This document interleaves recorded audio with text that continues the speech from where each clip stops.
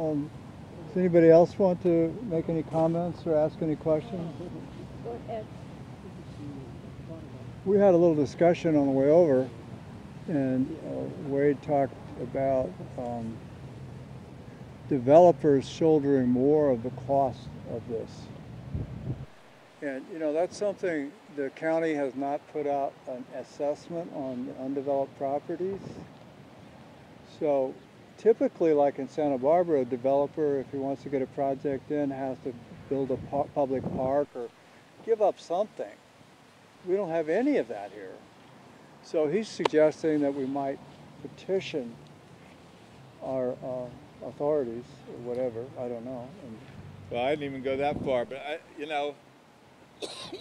there was a suit in Los Angeles, the Golden West suit, that determined that in developments, a municipal or county governmental jurisdiction had the legal right to assess cost for development, essentially. You couldn't necessarily, and this is the Golden West decision, you couldn't necessarily require some things that were outside of the purview of the development, in that case forcing there to be union recognition and some other issues. But this is well tested both in the U.S. courts as well as California courts, that developers should bear the cost of whatever comes from their development. And what Al was telling me, if the numbers are right, if there are roughly 5,000 households here and 1,700 potential developable units, you could, by having them bear the full cost or disproportionate cost, because part of the pressure for this sewer development has to do with, for the sewer proposal, I guess, does have to do with making it possible to develop new units. Is that correct? Depends on the water supply. If there's enough water to support build out, and the county's going to do everything it can to make it look like there's enough water, but many of us are not Sure there's enough water? Yeah. My question would be, if you've been talking to people all over the country, what have you seen that's worked? When you're up against an obstinate government, what tactics or strategies have you seen be successful?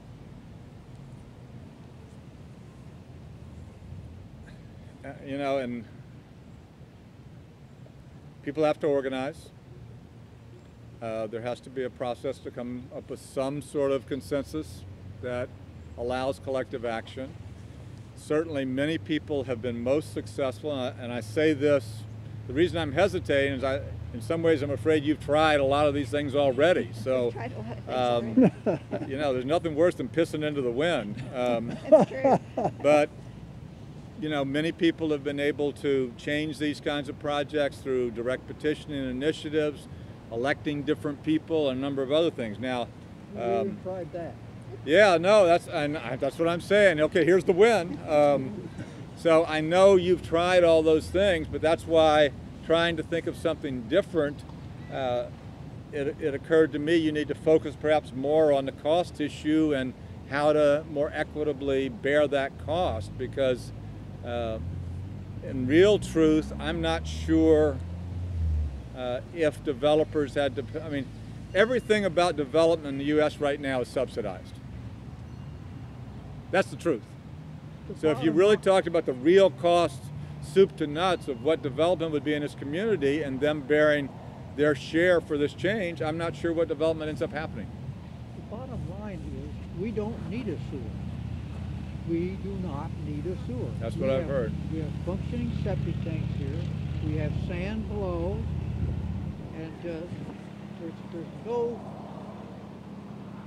factual proof that we are doing anything but the sand purifying the water coming out of our septic tank and turning it into potable water underneath. The only thing was that the Water Quality Control Board, another government agency, they said, well, you're polluting. They've never proved it. They've just said it, and then the county picked up the vibes, and that's what that's driven us into what we are now. We're just becoming, like they put a ton of rocks on each one of us. You know, and if I look like an environmental scientist, I've deceived you, because I'm not. So I understand the arguments around the fact, the position you're arguing that you may not need a system. But I think if you're asking me tactically, at this point, can that prevail? I'm not sure. It sounds like there's a train moving out. So to talk about where the train started may not have to do with where the train's going. So what I'm suggesting is maybe you can get it off the tracks more by focusing on cost. And, you know, part of this, I mean, right now, as I understand, the money for the sewer project is an earmark. Earmarks are under attack in Congress.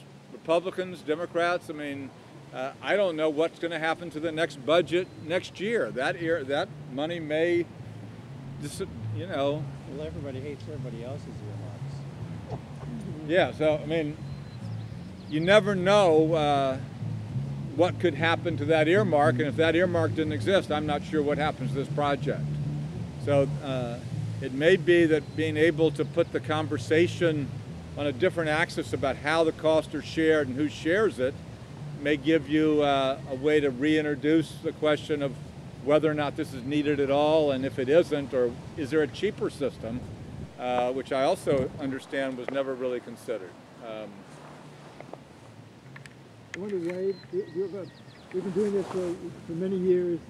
People know about developers. People are undeveloped properties should pay their share. It costs $3,000 a year is too much. We've been doing this for years. Yeah, I appreciate public, talking at 6 meetings, talking at local government meetings. So everybody is out there. My thought was, okay, the tax bill finally came in. They start $750 this time the first time, then go on to the next so many years and increase. That's when I thought it was $750. I thought, okay, people are going to be aroused and say no more. People are sitting there dead. Yet I need tactics, we need strategy. We've been out there in the public forums, and it's not been enough. And people are getting the bills now. Yeah. And what happens if you don't pay the bill? They can take your property. They put a lien, and after 3 years, they can take it. The lien's there until you sell, Yes. and after 3 years, what happens? Then they can come in and seize your property, I guess, if they choose to. That's what I understand. And but can they actually, as a public health matter, cut off your water and sewer if there are people living in the property? That's what they're trying. I'm not suggesting, I'm just asking questions, right? Yeah, We're just having a conversation I because hear you. I'm groping, Yeah. you know, for, and you're saying on the bills now they have, but right now undeveloped property is being charged the same amount as, No, they're not being charged. anything. If best case scenario, the undeveloped properties get charged their share, and our share with developed properties is less. Even that is way too much. but what I'm wondering is if you could change the share assessed to the undeveloped properties like a lien. At the time they're developed, they would have to roll in a more extensive cost for that sewer program into their overall package. They can't build until there's more water, and water is a major issue.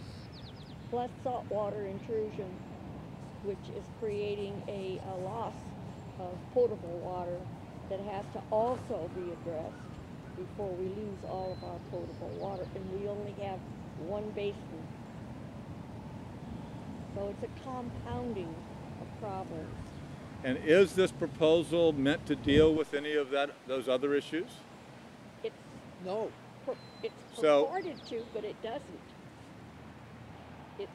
When the EIR was developed, which I'm sure you're aware of what that is, it was supposed to be addressing nitrates. That's what it all began at.